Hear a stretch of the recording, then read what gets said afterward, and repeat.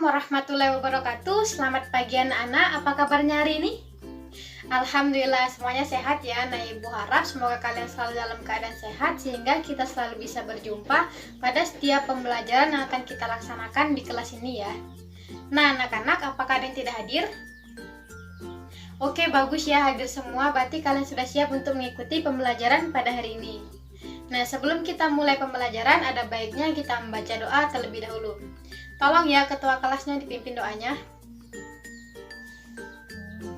Nah, semoga ilmu yang kita pelajari hari ini bisa menjadi keberkahan dan bermanfaat bagi kita semua. Nah, baiklah anak-anak, apakah masih ada yang ingat materi apa yang kita pelajari pada minggu sebelumnya? Ya, boleh anak, coba. Oke, benar ya. Pada minggu kemarin kita telah belajar mengenai pelaku kegiatan ekonomi yang terdiri dari rumah tangga konsumsi, rumah tangga produksi, rumah tangga pemerintah, dan masyarakat luar negeri. Nah, kalau kemarin kita belajar mengenai pelaku kegiatan ekonomi, maka hari ini kita akan belajar mengenai salah satu tempat dilakukannya kegiatan ekonomi tersebut. Nah, kira-kira ada yang tahu nggak nih tempat apa yang Ibu maksud? Ya, coba, Baby. Oke, bener ya. Nah, tempat itu adalah pasar. Nah, ngomong-ngomong soal pasar, pasti kalian sudah sangat akrab dengan tempat ini. Karena pada dasarnya pasar adalah tempat yang sangat berkaitan dengan kehidupan kita sehari-hari. Karena melalui pasar itulah kita bisa mendapatkan dan membeli barang-barang yang kita butuhkan. Nah, baiklah anak-anak, sebelum kita masuk ke materi, ada dua tujuan pembelajaran yang harus kalian tahu dan kalian pahami. Nah, yang pertama adalah peserta didik diharapkan untuk mampu menjelaskan pengertian dari pasar. Nah, yang kedua, peserta didik diharapkan untuk mampu memahami peran dan fungsi pasar. Nah, baiklah anak-anak, diharapkan setelah mempelajari materi hari ini, kalian akan memahami kedua komponen tujuan pembelajaran tersebut ya. Nah, langsung saja kita masuk ke materi yang pertama, yaitu pengertian pasar. Nah, adakah yang ingin mencoba mendefinisikan arti kata pasar? Ya, boleh Anggi. Oke, tempat terjadinya transaksi jual beli. Ada lagi? Ya, boleh Meli. Tempat bertemunya antara penjual dan pembeli. Oke, bagus ya. Ada lagi?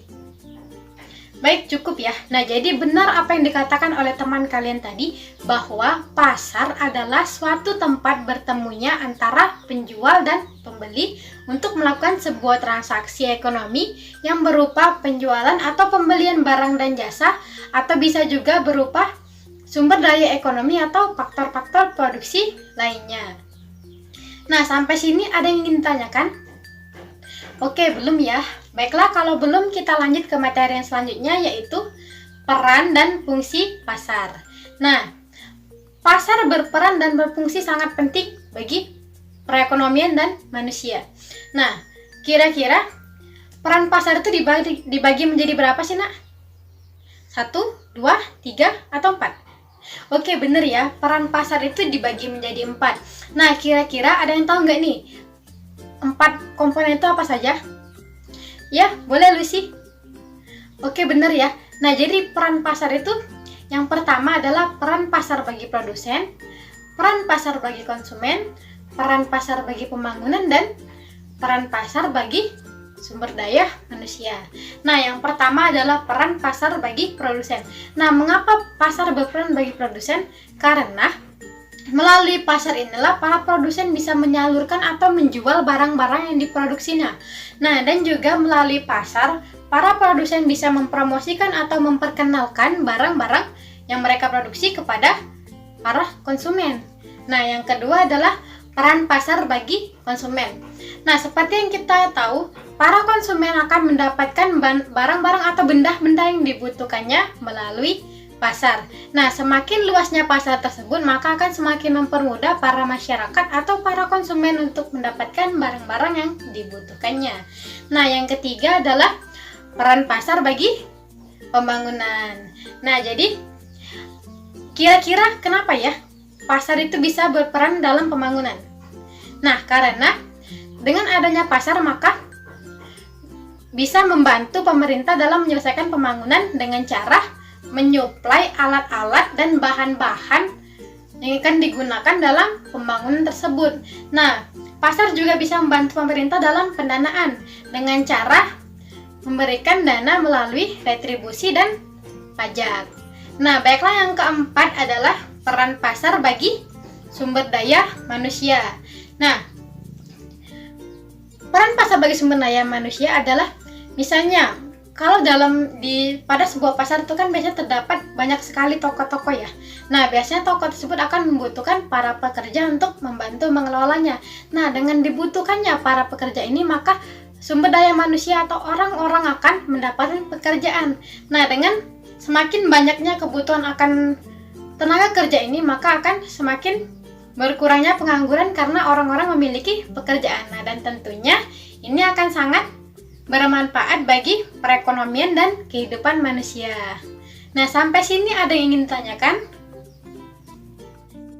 Oke, cukup ya. Nah, kalau cukup kita lanjut ke yang kedua adalah fungsi pasar. Nah, selain berperan penting, pasar juga memiliki fungsi yang tak kalah penting bagi perekonomian dan kehidupan manusia. Nah, fungsi pasar ini dibagi menjadi 3. Yang pertama adalah fungsi pasar sebagai sarana distribusi, fungsi pasar sebagai sarana pembentukan harga, dan yang ketiga adalah fungsi pasar sebagai sarana promosi. Nah, kalau dari yang pertama adalah fungsi pasar sebagai sarana distribusi, ini berarti pasar berfungsi untuk menyalurkan barang-barang yang telah diproduksi oleh para produsen kepada konsumen. Nah, sebuah pasar dikatakan berfungsi dengan baik ketika proses distribusinya berjalan dengan lancar. Nah, yang kedua adalah fungsi pasar sebagai sarana pembentukan harga. Nah, dalam sebuah pasar pasti akan terjadi tawar-menawar antara penjual dan pembeli. Nah, ketika seorang penjual menawarkan barangnya dan ada seorang pembeli yang ingin membelinya, biasanya mereka akan melakukan tawar-menawar harga sehingga mendapatkan harga yang disepakati oleh kedua belah pihak, dan tentunya ini sudah memiliki pertimbangan dari pihak masing-masing. Nah, kesepakatan harga inilah yang disebut dengan pembentukan harga. Nah, yang ketiga adalah fungsi pasar sebagai sarana promosi. Nah, selain berfungsi sebagai sarana penyaluran ataupun sebagai sarana pembentukan harga, pasar juga bisa berfungsi sebagai sarana promosi. Nah, dengan adanya pasar, para produsen bisa mempromosikan atau memperkenalkan produk-produk yang dibuatnya dengan cara misalnya membuat iklan, menyebar brosur, ataupun memasang papan reklame. Nah, dengan cara begitu, maka para produsen bisa menyebarluaskan produk-produknya agar bisa dikenal oleh para konsumen. Nah, baiklah anak-anak, sampai sini ada yang ingin ditanyakan? Oke, cukup ya. Nah, kalau cukup, adakah yang ingin mencoba untuk menyimpulkan materi pada hari ini? Ya, Anggi, boleh. Oke, betul ya. Nah, jadi kesimpulannya adalah pasar merupakan suatu tempat bertemunya antara penjual dan pembeli untuk melakukan sebuah transaksi penjualan barang atau jasa. Nah, selain itu, pasar ini juga memiliki peran dan fungsi yang sangat penting bagi perekonomian dan kehidupan masyarakat. Nah, perannya ini dibagi menjadi 3, yaitu yang pertama adalah peran pasar bagi produsen, peran pasar bagi konsumen, peran pasar bagi pembangunan, dan peran pasar bagi sumber daya manusia. Nah, kemudian fungsinya ini dibagi menjadi 3. Yang pertama adalah fungsi sebagai sarana distribusi, yang kedua fungsi sebagai sarana pembentukan harga, dan yang ketiga adalah fungsi sebagai sarana promosi. Nah, baiklah anak-anak, Ibu rasa itu saja materi hari ini. Nah, untuk tugas kalian di rumah, silakan kalian cari definisi, ciri-ciri, kelebihan dan kekurangan dari pasar output. Nah, kemudian silakan kalian pelajari mengenai materi lembaga keuangan untuk kita pelajari pada minggu selanjutnya. Nah, baiklah anak-anak, Ibu rasa cukup sampai di sini saja. Terima kasih atas perhatian dan partisipasi kalian. Ibu harap semoga kalian selalu antusias dan semangat dalam belajar ya, sehingga kalian bisa menjadi anak yang cerdas dan pintar. Nah, baiklah anak-anak, sekali lagi Ibu ucapkan terima kasih. Dan Ibu akhiri, wassalamualaikum warahmatullahi wabarakatuh.